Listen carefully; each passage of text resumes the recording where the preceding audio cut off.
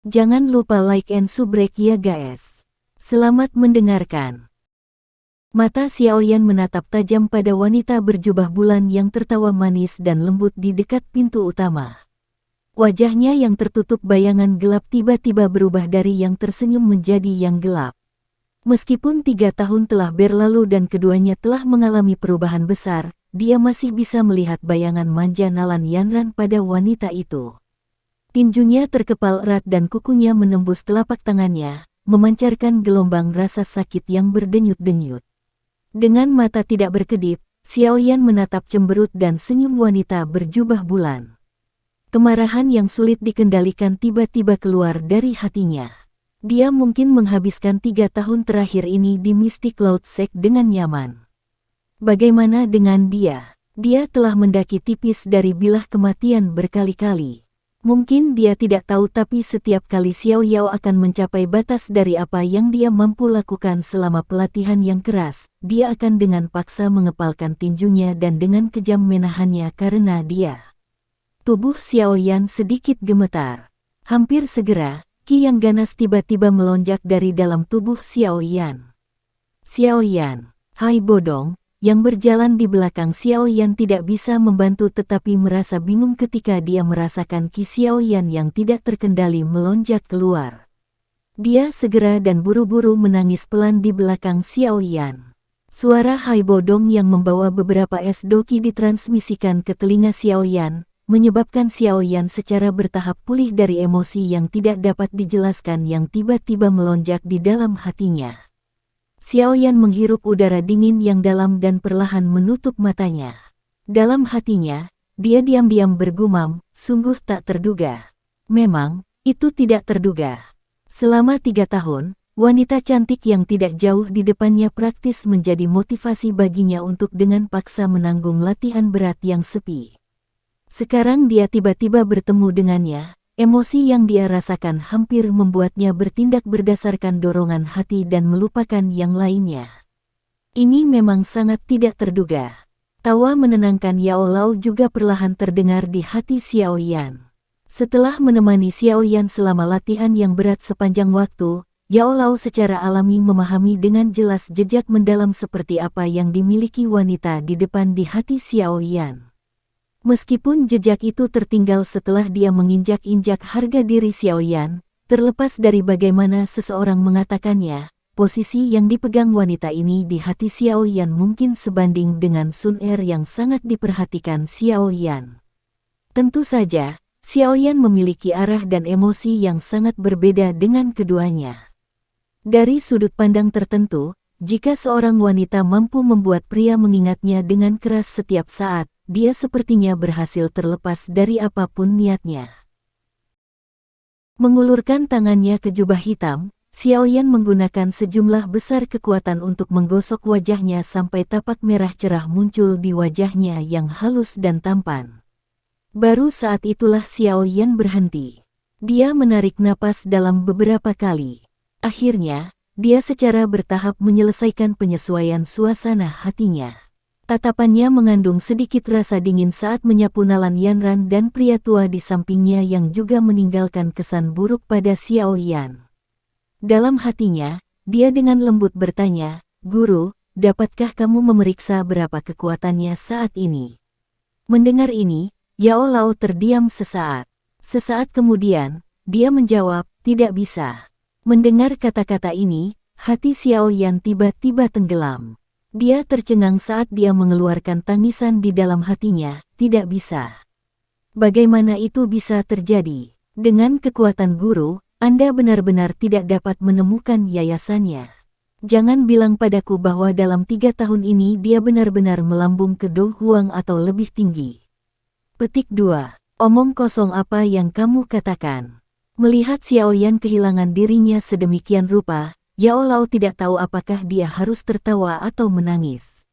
Dia melanjutkan, bukan karena dia yang membuat saya tidak dapat menyelidiki kekuatan aslinya. Tubuhnya ditutupi oleh lapisan film energi. Lapisan film energi inilah yang menghalangi persepsi spiritual saya untuk menyelidiki. Petik 2. Dengan pengalamanku, dia seharusnya membawa semacam barang yang bisa menghalangi penyelidikan orang. Oleh karena itu, Anda tidak perlu terlalu khawatir.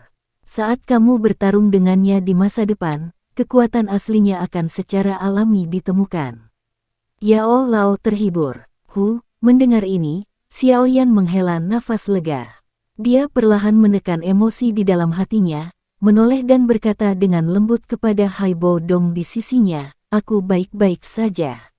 Apa yang terjadi denganmu?" Haibo Dong agak terkejut saat dia menatap pemuda di sampingnya yang ditutupi jubah hitam.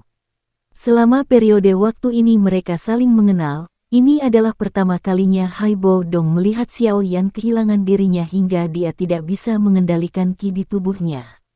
Tidak apa, Xiaoyan menggelengkan kepalanya dengan samar. Dia kemudian mengangkatnya sedikit dan menyadari bahwa banyak tatapan tertegun dilemparkan padanya di dalam aula karena ki yang tiba-tiba dia biarkan meletus beberapa saat yang lalu. Dalam tatapan ini, Xiaoyan bisa dengan jelas merasakan tatapan dingin yang membawa sedikit rasa ingin tahu. Mengangkat kepalanya sedikit, tatapannya melewati selimut hitam dan secara kebetulan bertukar tatapan dengan wanita berjubah bulan yang berdiri di dekat pintu utama. Dia menatap tajam pada penampilan cantik dan mengharukan.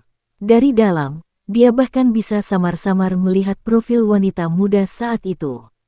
Perlahan menghembuskan napas, tinju Xiaoyan dengan lembut menghantam dadanya dan dengan paksa menekan jejak amarah yang sekali lagi naik di hatinya. Dia menghadap Haibo Dong di sampingnya dan dengan lembut berkata, "Ayo pergi."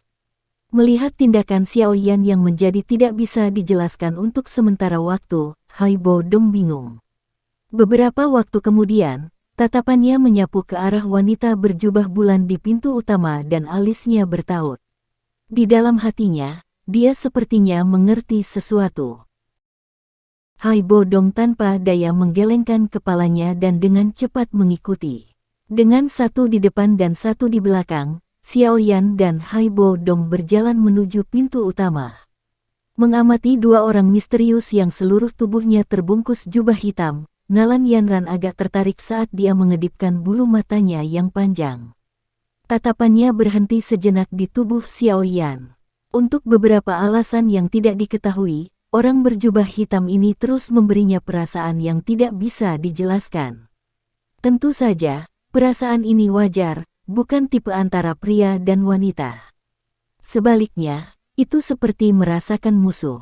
Tangan putih Nalan Yanran mengusap dahinya saat dia membuang pikiran yang agak konyol dan tidak bisa dijelaskan ini dari kepalanya.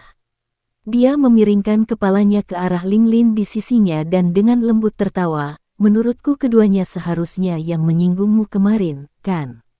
Linglin menganggukkan kepalanya karena malu. Sudut matanya menyapu kedua jubah hitam itu dengan agak takut-takut. Dia tahu bahkan dengan statusnya, dia sebenarnya tidak berbeda dari orang biasa di mata orang-orang yang kuat. Jika dia benar-benar membuat marah orang-orang ini, tidak mengherankan jika mereka membunuhnya dalam kemarahan. Melihat Linglin menganggukkan kepalanya, Nalan Yanran berbalik dan dengan lembut bertanya pada Gye, "Paman Ge, dapatkah kamu melihat kekuatan kedua orang ini?" "Nona, bukankah kamu melebih-lebihkan tulang-tulang tuaku ini?" Mendengar ini, Gye tertawa getir dan menggelengkan kepalanya. Tatapannya yang keruh seperti elang saat dia menatap kedua orang yang berjalan perlahan. Dia mendesah, "Saya tidak dapat melihat melalui dasar salah satu dari orang-orang ini. Jelas, kekuatan mereka jauh melebihi kekuatanku." Petik 2. Mendengar kata-kata Gye ini, keterkejutan melintas di wajah cantik Nalan Yanran. Selama 3 tahun ini, Gye telah berhasil menerobos untuk memiliki kekuatan bintang 2 Dowling dari bintang 7 Dadosi saat itu. Meskipun ini melibatkan bantuan pil obat penatua Guhe, kekuatannya saat ini dapat dianggap sebagai orang yang kuat. Seseorang yang dapat memperoleh evaluasi seperti itu dari Gye kemungkinan besar setidaknya memiliki kekuatan bintang 5 atau bahkan bintang 7 Dowling ke atas. Apa yang guru katakan memang benar. Benar-benar ada cukup banyak orang kuat yang bersembunyi di Kekaisaran Jiamah. Nalan Yanran menghela nafas lembut di dalam hatinya. Meskipun dia berniat untuk berkenalan dengan orang-orang sekuat itu, balutan pakaian kedua orang itu dengan jelas menunjukkan bahwa mereka tidak ingin orang lain mengetahui identitas mereka. Karena sudah seperti ini, Nalan Yanran tentu saja tidak akan mengambil inisiatif untuk menghina dirinya sendiri. Terlepas dari bagaimana seseorang mengatakannya, statusnya tidak memungkinkan dia untuk merendahkan dirinya dengan cara ini. Junior Yanran, haha, maafkan aku. Ada banyak hal di klan beberapa hari ini yang menyebabkan kami hampir mengabaikan tamu penting kami. Tawa yang jelas tiba-tiba terdengar dari pintu masuk utama. Segera setelah itu, seorang pemuda tampan berjalan masuk dengan wajah penuh senyum.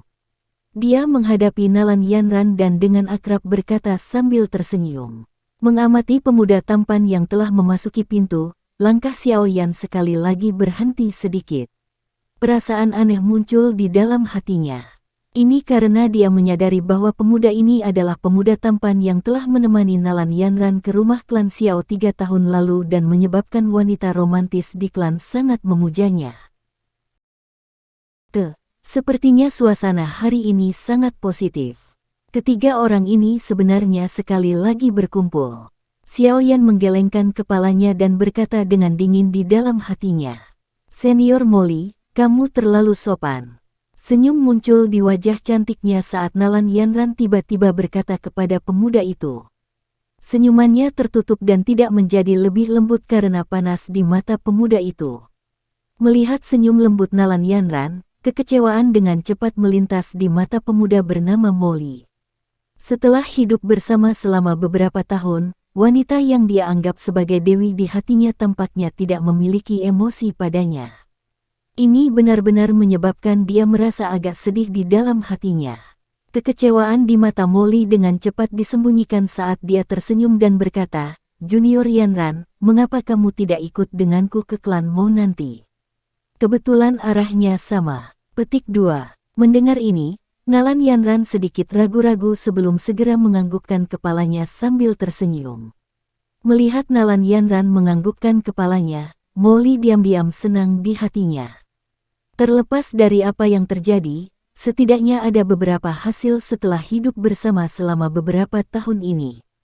Jika orang lain yang menanyakan ini, Nalan Yanran mungkin akan menolak undangan ini dengan sikapnya yang pendiam. Oleh karena itu, dia percaya bahwa dengan bakat pelatihannya yang luar biasa dan penampilannya yang luar biasa, pemimpin mistik Cloud Sekte masa depan ini seharusnya tidak dapat melarikan diri dari telapak tangannya selama dia bertahan. Selama dia benar-benar menjadi wanitaku di masa depan, siapa di kekaisaran magia ini yang berani menyinggung perasaanku? Ambisi liar yang tidak diketahui siapapun diam-diam muncul di hatinya. Tatapan Molly tiba-tiba beralih ke Xiao Yan dan Hai Bo Dong yang perlahan berjalan menuju pintu.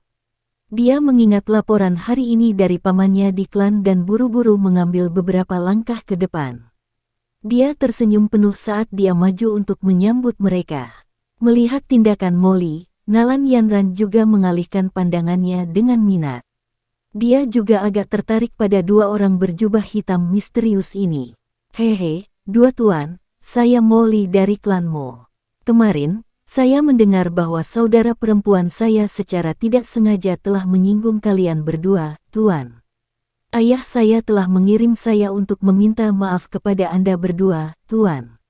Senyum di wajah Molly terlihat cukup tulus. Hari ini adalah hari yang menggembirakan bagi klanmu. Jika kalian berdua tidak keberatan, maukah kalian berdua memberi kami wajah dan datang ke pertemuan itu? Petik 2. Harus dikatakan bahwa ketika Molly ini berbicara, dia menutupi semua sudut dan dengan mudah memberi orang kesan yang baik. Namun, tidak diragukan lagi hal itu tidak berpengaruh sedikitpun pada Xiao Yan yang sudah memiliki perasaan negatif terhadapnya. Menjeda langkahnya, mata Xiao Yan menatap Molly di depannya dengan beberapa ejekan. Dia berpikir dalam hatinya, jika Molly tahu bahwa orang yang dia panggil dengan hormat sebagai tuan adalah tuan muda yang tidak berguna yang bisa dia tangani dengan satu tangan saat itu, ekspresi menarik seperti apa yang akan dia tunjukkan. Xiao Yan tertawa di dalam hatinya.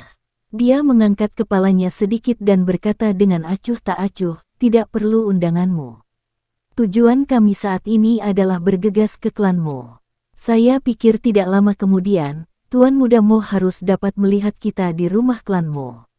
Petik 2. Karena itu, Xiaoyan langsung melewati Mo Li dan keduanya perlahan berjalan keluar dari pintu utama. Akhirnya, mereka menghilang di jalan tempat orang-orang datang dan pergi. Berdiri di pintu utama, Nalan Yanran sedikit menyatukan alisnya. Dengan suara lembut, dia bergumam, mengapa suara itu membuatku merasa familiar. Sekian dulu ya guys. Terima kasih sudah mendengarkan, bye-bye.